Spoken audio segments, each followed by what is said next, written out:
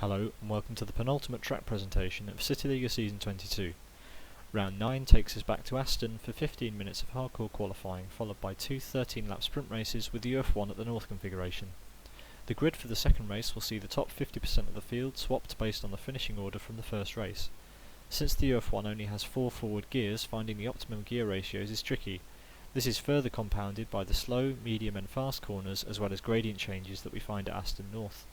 Some setups favour the first and final sectors, while others favour the middle sectors. That means my shift points might vary quite a lot from yours, so for that reason I've posted them in the description. Let's go to the track. Across start finish we go, use all of the rumble strip on the right, shift to fourth and drift over to the left, again using all of the available space.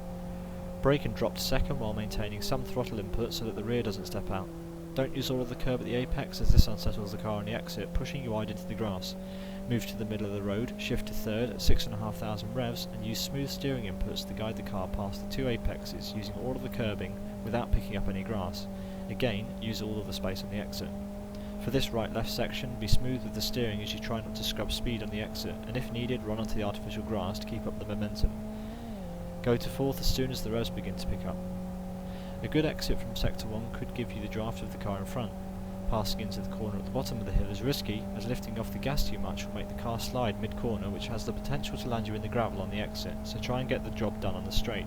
Use all of the curb on the entry, dab the brakes whilst maintaining some throttle, then as the grip returns get back to full power.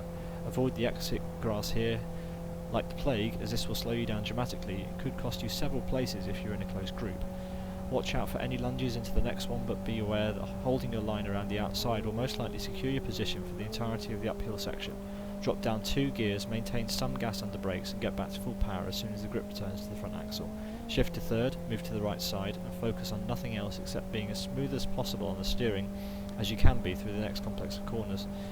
Carrying momentum is crucial to this lap, so use every last bit of space on the inside of corners if it helps to maintain your speed. Shift to fourth at the top of the hill. For a fast start to sector 3, ignore track limits and line yourself up to clip the next apex. Don't worry so much about the second and point the car at the apex of the next right. Don't run along the curb at the top of the hill on the long left until the end, as you could risk spinning out. If at any point you start to lose the rear under brakes for the first hairpin, you're either braking too hard or you're not using enough throttle. Drop to first and guide the car as close to the lip of the apex as you can, whilst maintaining as much speed as possible. Through each of the 3 hairpins, if your tyres screech loudly and you get too much angle, you're doing it wrong, and you're giving away lap time. For the first of the 2 final hairpins, use second gear. Use all of the available space, and again, trail brake into the corners to carry momentum without sliding.